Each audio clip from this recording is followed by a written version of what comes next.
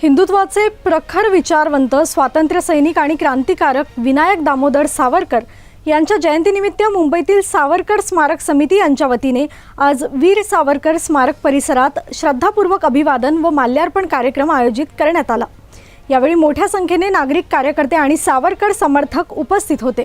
या कार्यक्रमाचे आयोजन सावरकर स्मारक समितीचे अध्यक्ष तथा वीर सावरकर यांचे नातू रणजित सावरकर यांच्या मार्गदर्शनाखाली करण्यात आले।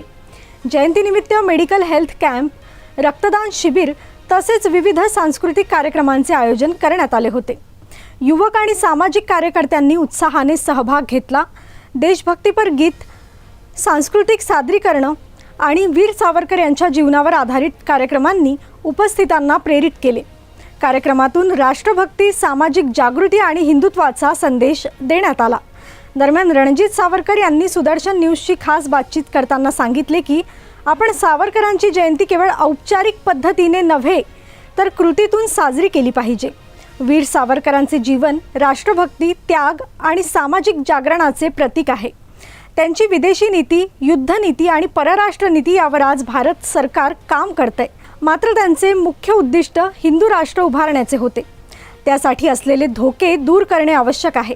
आज देशासमोर मोठा प्रश्न म्हणजे कोट्यावधी बांगलादेशी घुसखोर भारतात आले आहेत।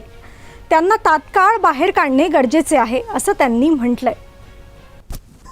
आज स्वातंत्र्यवीर सावरकरांची 143वी जयंती आहे आणि त्यानिमित्त पूर्ण देशभर विभिन्न ठिकाणी कार्यक्रम होत आहेत। स्वातंत्र्यवीर सावरकरांची जयंती म्हणजे आमचं अशी इच्छा आहे की ती नुसतीच केवळ एक पुष्पमाला अर्पण करून ती होता कामा नये, पण त्यांचे विचार आज अंमलात आणणं अत्यंत आवश्यक आहे।